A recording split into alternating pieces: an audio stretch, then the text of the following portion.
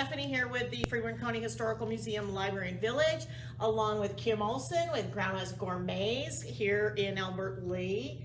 And Kim is here as a guest today to talk about Clarified Milk Punch, which is what is in this glass, but she's gonna walk us through her process. So this is kind of fun and interesting.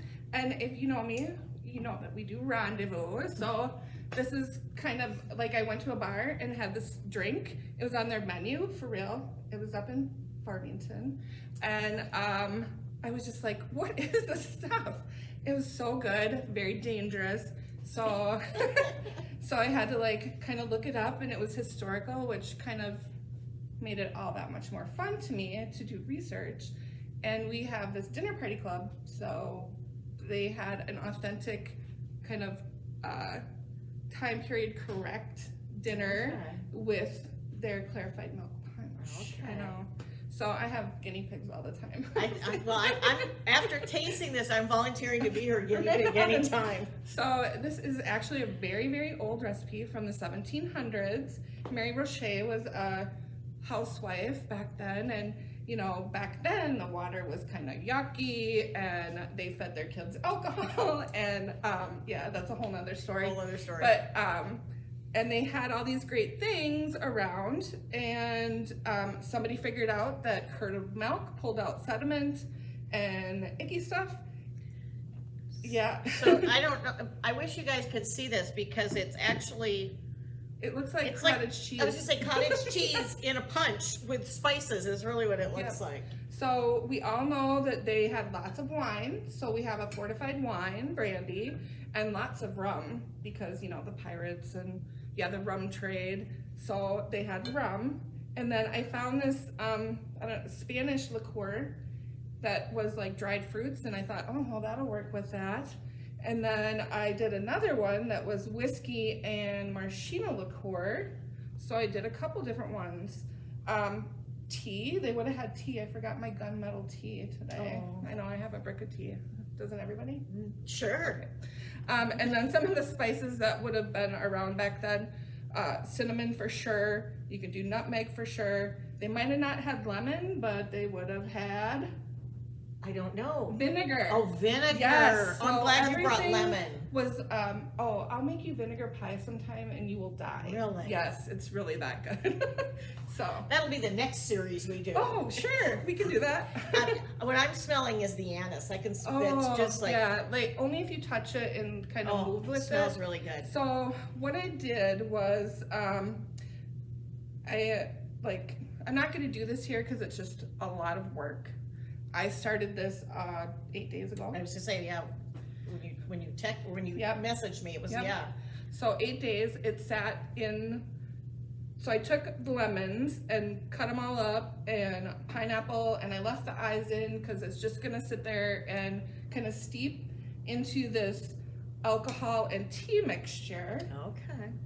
And then I did a little bitters, and I had lemon, and so that's what I used. I mean, really, you just use what you got. What you have, yeah. And I let that sit, and I didn't look at it really until yesterday. And yesterday I took it out, let it sit on the counter overnight, which, what's it gonna do? Nothing. And this morning, when I went into work, I got my whole milk and I boiled it. Okay. It's not, I mean, really, what's it gonna do? I'm using it to take away sediment. Yeah. And I let that come to a boil, poured it in with a little lemon juice, and it made cottage. Yes. Wow. Yeah. So, and then I put it back in the fridge because I was coming today. Sure. The other batch, however, that you have, I did that this morning too, but I sat and strained it, and I probably strained it probably 6 to 8 times because whatever they say in the recipes, it's a lie. You don't like get it strained clear once. You have, the more you strain it, but also you can leave it in the fridge overnight and some of the stuff will fall down. Okay. Too. But and you use, I see it, you use a strainer and cheesecloth. And then I also did paper towel. Oh, okay. Because I don't like have coffee filters. Oh, sure, a coffee filter. Yeah, coffee filter. Sure. So basically I took it and put it through to get the big chunks out. Okay, and you see it's still cloudy. It's still really cloudy. Yeah. Do you want to like rinse that Rinse out? that? Yep. And the more we strain it, it will get clearer. And then of course, if we left it overnight, it would be golden, but yeah, we don't have time for that. So I'm probably gonna strain it a couple more times and Okay. just, so everything back then was a punch, you know? It Yes. didn't matter what it was. It seems like punch. there weren't cocktails yet. No, it was just punch. Right. And it didn't matter what it was. It could be fruit, it could be milk based, it could Yeah. be tea, it Yeah. could, I'm trying to think, what else? There was something else I saw. Shrub. Oh, shrub, yeah, I know you make shrubs. And So for people who don't know, a shrub is, well, back then or now? well, now it's kind of a spin on back then, so let's do back So then. back then, it was, so the pirates would take the rum and try and smuggle it in England. Well, whatever it was, England back then. And it would be in their barrels while, you know, they weren't probably made that well. So they'd kick them off into the sea. Well, they weren't gonna leave them there. They were pirates and they needed their rum, right? So they would come back and get them later. And then they would add like fruits and sugar and all, you know, all this stuff to it to make it drinkable. So that was a shrub in the 13-ish hundreds. So then we fast forward to the US, well, the colonies, and in the first temperance movement of 1794, yes, I might have done this a couple times, the preachers and the mothers kind of got together and say, oh, we're not going to give our kids kinder beer or kinder cider anymore, right? So the kids would have the lesser alcohol. And anyway, so they took fruit and sugar, and of course they had vinegar. They probably had a plethora because they had wine, and you know, that's what they used. And it was also a way to prevent scurvy. The lovely scurvy we've talked about so often, and gin and tonic came to Yes. be because of Yes, scurvy. and the British Navy actually served that on their ships. They actually rationed off Yes, they the did. rations of limes with I the, have- yeah. I think I have that book. There was, I can't remember, there was one other cocktail we did. Gimlet. A gimlet also was a yeah, scurvy yeah. cocktail, yes. Yep, so some of those things are pretty interesting to, and it's gonna take a long time, but you Yeah, see you it's see it's already kind of clarifying on Sure. the bottom. So it's just, I don't know, it's a fun little thing, probably a lot more than somebody at home would want to do, or unless they were like, hey, I wanna know what this is all about. I'm thinking COVID, where we are all home, this would be a great little experimental Right. beverage Yep. to create. It is a great little experimental beverage to drink. You should probably, we need to try this other one. I tried this one, of course. So, Just pull out I know, another little, we need to try it. Make sure. our limited glassware. Do our quality check. That's what they're called. Quality checks? Yes. Quality check. So last week we did the sidecar, and one of the things they talked about was when a bartender doesn't quite get the quantity right, and then they pour a little extra into a shot glass, which is called a sidecar. So this is like your sidecar. Well, kind of. So this one is the, Tell 'em or Do, which it didn't come around until the 50s in the US. That's a whole nother story. that one's good too. It's different though. It's different. It's so whatever kind of base alcohols you want to put in there, it's going to change the flavors for Okay. sure. So one of the things I was reading, Franklin Roosevelt actually, not Franklin Roosevelt, Benjamin Franklin. Benjamin Franklin, This was his not drink. FDR. Yeah. And yeah, this was Benjamin Franklin's drink, and he actually created his own recipe Oh. and mailed it out to his acquaintances. They did that a lot back then Is because like you like look at George Washington and Martha Washington and Jefferson, they all kind of did that. Okay. So I just thought that was really kind of a fun little fact Tidbit. as I was going through and researching Yeah. milk punch. So they also have like today's milk punch, you can actually see the milk, they don't curdle it to get the Yeah. sediments out. So Right. like if you see a bourbon milk punch, It's not Not the the same. clarified. clarified milk punch is what it is. Yeah, and we'll post probably, maybe we can post both the clarified and we'll post a modern day milk punch. So if somebody wanted to at least kind of get a sampling of it, we could go that route. I did find an ode to the milk punch, which I thought was hilarious. Is there a more magical thing on a hazy, hot, and humid morning in New Orleans? We always end up in New Orleans. Struggling to rouse your sleepy head from the pillow, there's that dull ache just behind your eyes telling you that the razor's edge has been reached. You've gone beyond what you would consider to be polite behavior. But in this town of drinks and dancing into the finer hours, there scarcely is a more healing elixir than the refreshing and restorative milk punch. I think that's probably milk punch. Though. Yes, not the clarified. Not the clarified milk punch. Yes. I can see that. I feel like that's a New Orleans drink. Okay. Sure, yes. Okay. A lot of beverages have cocktails have a New Orleans. Well, French. Mm-hmm. Yeah. Yeah. Not Cajun, but French. Probably. So I'm thinking, I think this would be a great COVID experiment. Yeah. Yep. To do at home.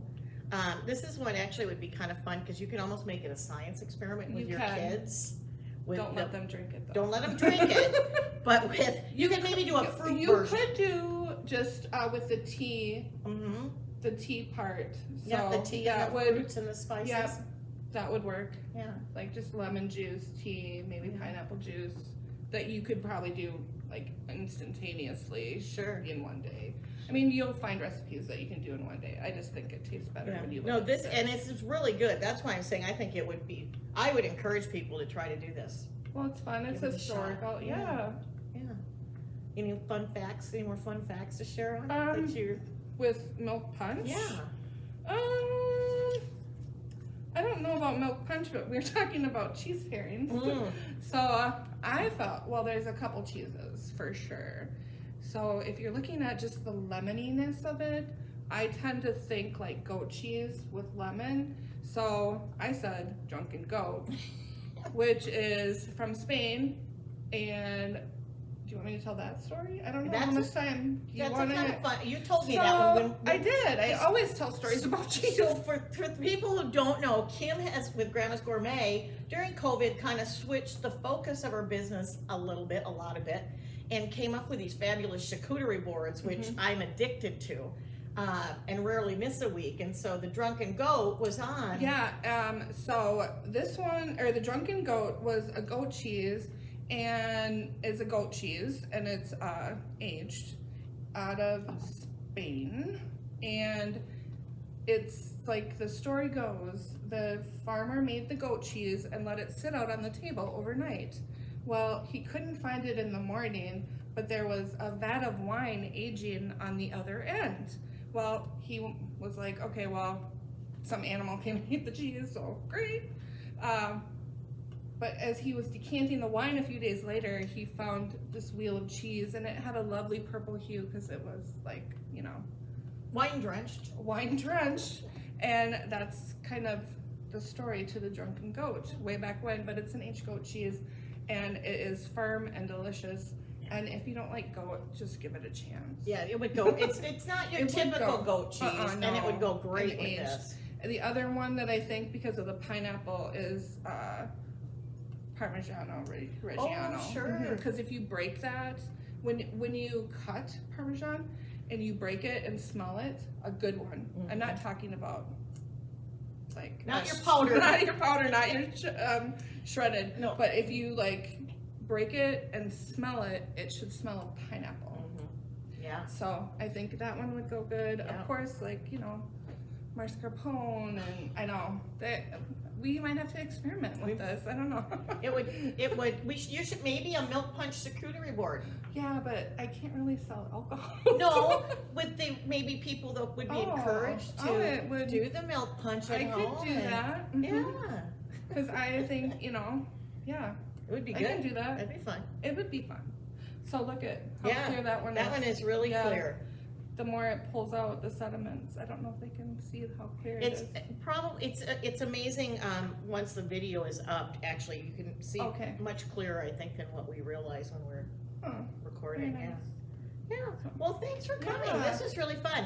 Highly recommend you guys go get the supplies and try this at home. Just at least once. At least once. Then you'll be over it and you'll go, oh, I need to find a bar that makes that stuff. There you go. Maybe somebody local will pick it up and we can just go out for it. You never know. Never know. Thanks. Yeah. Cheers, everybody. All right, this is good. Mm-hmm.